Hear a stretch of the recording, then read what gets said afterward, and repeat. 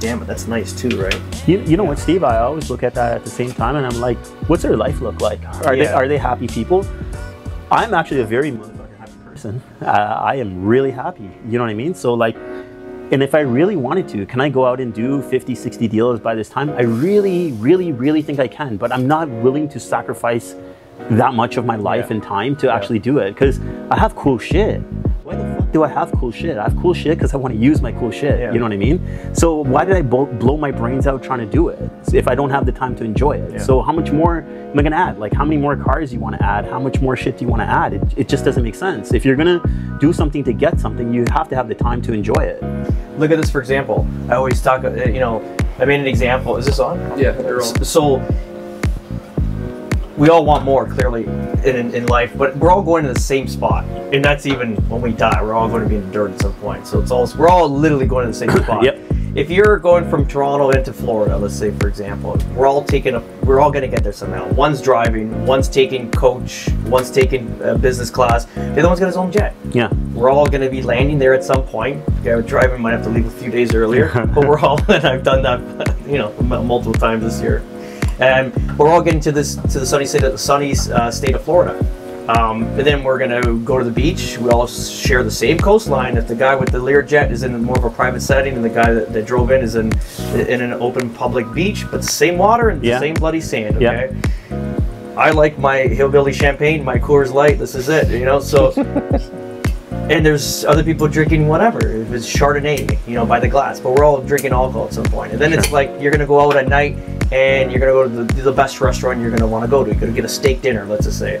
One's going to Chili's, which we went last night, which was fine with me. Yeah, I had a good time, a lot of free chips. The next one's going to a restaurant like in Divietto's, like I normally do, and then the next one's going to some steakhouse that's $300 for a steak. But we're all eating meat at the end from a cow. It's all perspective. So it's all the same shit at the end. It's like you said, it's like, you know, how much more things do you want? I think even now, like the move down here is good. Obviously, it's an expansion from Toronto into the U.S., but I'm having fun. It's like I'm utilizing everything I have. But that's what I was gonna say too, bro. It is about, like, you want to make money, and the main reason I look at making money is that that's actually the cue that you're succeeding. Do you know what I mean? So the thing is that, yeah, I want to make money, but I'm actually having fun doing it. I want to actually scale a business.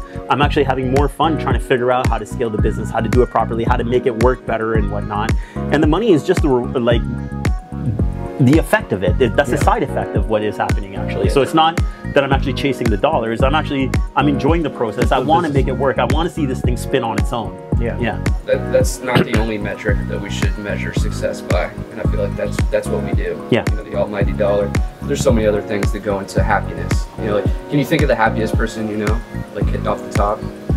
I think it's got to be my wife, man. She's a really happy person. She's a real coach. I love Iva. And I'm sure she was that way before you were successful. Absolutely. Before she was.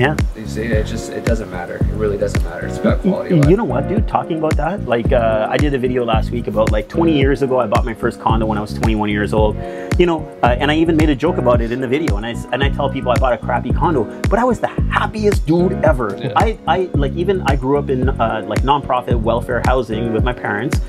But I didn't know any different. I was still a happy kid. I was always a happy person. The money has never really affected me. Look at that movie, American classic film, Citizen Kane. I mentioned it a million times, but it's ultimately, you ever watch that? Citizen Kane, Orson Welles. So the whole process, the whole movie, it's an amazing. Everyone should watch at least once a year for the rest of your life. But it tells you. So this, I'll kind of break it up as fast as possible. But it's basically a family lives in Colorado. You know, like typical, you know, just farmer type community, farmer type people, like lower classes, let's say that. And the kid's happy, he's on a sled going up and down this hill and this whole thing, and the mom's basically selling this land to these New York bankers because it's rich with gold. It's the Colorado gold rush. So what happens is that part of the sale was that they're going to take their son Charlie, bring him to New York, and they're going to basically raise him in this elite class. And then obviously the mine is half of Charlie's and the whole thing. So the mom basically wanted the kid to have a better life. She didn't want him to grow up as they did in this impoverished lifestyle and stuff like that. So now fast forward, Charlie's in boarding school, the best schools in the U.S., and he keeps getting kicked out. he's a rebel basically. He's almost like a rebel no cause. He's got everything in his hands now, from impoverished to this wealthy kid, this whole lifestyle, and always in shit. And then it's like fast forward now into he's an adult and he's like one of the wealthiest people in America at that point, and he's got everything by his hands, and he's still giving this guy a grief that's kind of raised him like his son through this whole period through New York, and he's always chasing something. This whole movie is chasing something, and it's chasing happiness. You know, the movie starts off like he's the biggest landowner in all of America. He's built the biggest house, the Xandu's, like this, you know, biggest house in America. He owned theater houses. He's basically he's everything. He's got the world by the hands. He has it all. Third largest gold mine, like literally into oil, stocks, everything. And he just keeps chasing things through this whole movie. Then how the movie started was he's on his deathbed and his words were Rosebud. And so now, like, obviously the richest man in America, in the world at the time, like, what the hell is Rosebud? So now they got journalists like going around all interviewing everybody that's been in contact with them. This big investigation. What's this Rosebud? Is this a house, an island? Is this a kid, you know, a child that he's had, a wedlock, or is this a girlfriend that he had? Like, they're trying to go through it, and it's basically the movie ends. And they couldn't find what this Rosebud was, so they kind of wrapped up the case. And literally, as they're, you know, his house is under estate. It's too big. It's got too much stuff in it, too many belongings. So a lot of the stuff they're just burning out, like furniture and shit they can't sell. They got this big fireplace, and you see this big fireplace the size of this house, and they're just throwing shit in there. And one of you see a sled get thrown into the fireplace, and it was called Rosebud. Oh, so he was chasing his whole life his happiness as a kid. So the money had no impact on it, even though obviously you had a more interesting life. Movie. It's got layers, how good is that? To it, yeah. Written, directed, and starred by Orson Welles. Amazing movie. That scene in the movie theater, iconic. Yeah, with the sled burning. But same thing in life, right? It's just, you know, this is also being out here a little bit too. You get to enjoy a lot of life. Yeah. And you know, if it's just driving that Vespa to the gym in the morning, it's enjoyment. If it's driving the Alpha to the work on a Friday, year round. If it's doing this, going to a beach randomly, it's just like you're extracting so much out of life. It's so important, right? Yeah, we talked about it. It's like the small things now, right? Like your attention has changed to like the experiences, right? Like what experience are you going to get? I find more value in the experiences that we're going to get. You know, even to put it simply, is like previously I used to think that, hey, I never went on vacation when I worked corporate job. I had like 2 weeks off or whatever else. I never went. I just kept going to work and make money and blah, blah, blah. But even when I would buy something or think about going on vacation, I'd say that vacation is going to cost me $2,000 or $3,000. I'd rather buy something I'm going to have, tangible, tangible thing or whatever. Long lasting. My mind is completely changed right now. Now it's just like, I don't want that tangible thing, whatever, and I'd rather actually spend it on the experience. Go on so many more vacations right now. I've seen so many things, and it's actually enriched my life and the way that I think, because I've actually gone and experienced different things at this point right now. More value in the experience. Yeah, 100% more value, more enjoyment actually at the same time. And even though you don't have the tangible thing, those memories keep playing back in my mind. Yeah. Simple ghetto things like renting that RV and driving it across Canada. Those heroic people, in my those people I met and everything I learned off of them, it's like I'll never be able to shake it. Yeah, that was awesome. It's funny too, because they would post videos, and this you know, he's like, shake. I don't know, you're cleaning the glass in the morning, and his wife would film him. He's like, yeah, this is my husband, Huessein.